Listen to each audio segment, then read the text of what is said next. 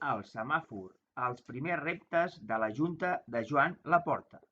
Avui la Junta de Joan Laporta viurà la seva primera reunió com a Junta Directiva, una reunió en la que s'haurà de determinar els diferents càrrecs que hi haurà en aquesta Junta, per bé que alguns d'aquests càrrecs ja semblen que estan bastant definits, com la vicepresidència econòmica per Eduard Romeu.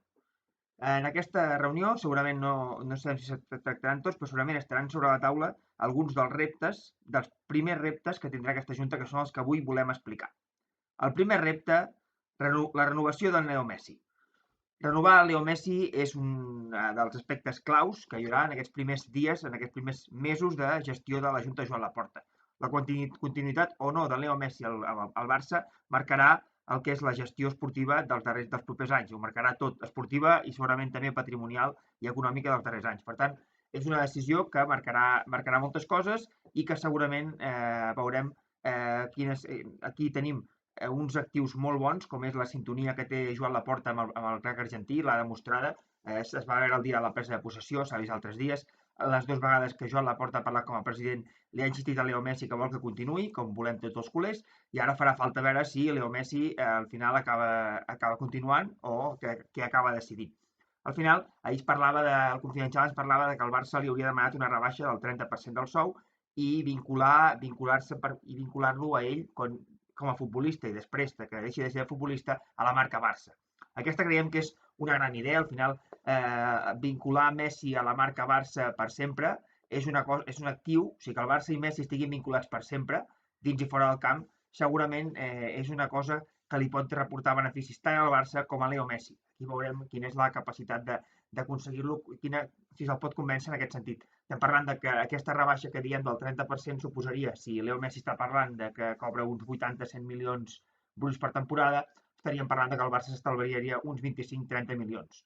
Veurem, aquí segurament aquesta és la primera gran patata calenta de la Junta de Joan Laporta i segurament aquesta decisió, com acabi aquesta situació, acabarà marcant la situació econòmica i esportiva dels propers anys. El segon gran repte és renegociar el deute i generar liquiditat pel club. Com hem explicat moltes vegades en campanya, la situació del Barça econòmica és complicada. Com va dir també el president Laporta, no cal fer dramatismes. Al final és la situació que hi ha. El Barça està en una situació econòmica que no és la millor, però és la situació que cal afrontar. Ara mateix no podem estar retraient, no podem estar pensant a veure què hagués passat o carregant contra qui sigui per com s'ha arribat aquí. Al final és la situació que hi ha i l'hem d'afrontar. El primer que haurà de fer la Junta Joan Laporta serà renegociar el deute. Un deute que segurament serà molt més fàcil de renegociar amb els bancs que no pas amb, per exemple, entitats esportives als que es deguin diners o amb els futbolistes a qui ja se'ls ha fet una rebaixa salarial, un diferiment del seu sou en anys posteriors. Per tant, aquests dos punts aquí segurament tindrà més dificultat al Barça i segurament el Barça necessitarà generar aquesta liquidesa que ja vam explicar tantes vegades en campanya.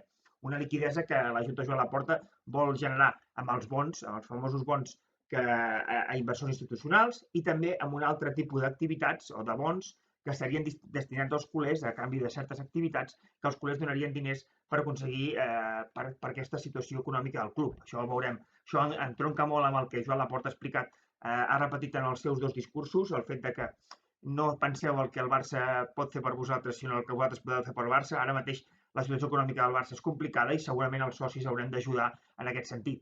I aquí també segurament dic els socis perquè segurament aquí també estarà molt vinculat el fet de que el Barça torni a obrir el fet de poder ser soci a que pugui haver-hi una entrada d'ingressos també per aquesta via. I el tercer repte és estructurar l'estructura executiva i esportiva del club. Tal com va explicar la Junta i Joan Laporta en campanya, el Barça té una estructura esportiva i una estructura executiva que ha estat treballant en els últims anys i, per tant, abans de res, cal valorar què és el que ha fet aquesta Junta executiva i econòmica i esportiva en aquests darrers anys. Per tant, aquí el primer pas serà avaluar aquest desenvolupament de les tasques durant aquest temps i després ja anar generant, anar incorporant els actius que es vulguin per millorar-la o mantenir l'estructura que hi hagi si es considera oportú. Aquí, evidentment, ja hem conegut noms, en l'estructura executiva hem conegut el nom de Ferran Reverter com a CEO, hem conegut també el nom d'una persona que tindrà un pes molt important en l'estructura esportiva, com serà Mateu Alemany. Veurem si també hi ha altres noms com és Jordi Cruyff.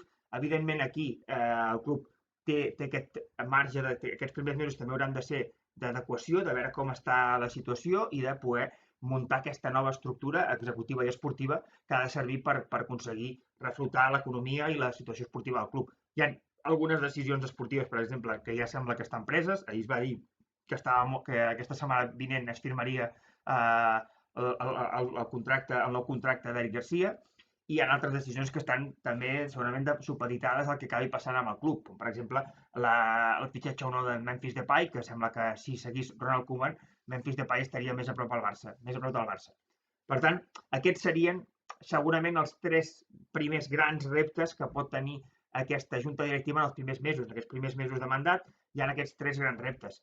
Segurament anirem veient què es va succeint en tots aquests reptes. Segurament al final el que hem de fer tots els culers és desitjar-los a la Junta i al president de la Porta els màxims d'encerts possibles, perquè els seus encerts seran també els encerts del barcelonisme i uns encerts que ens permetran millorar la situació esportiva i econòmica en els propers temps.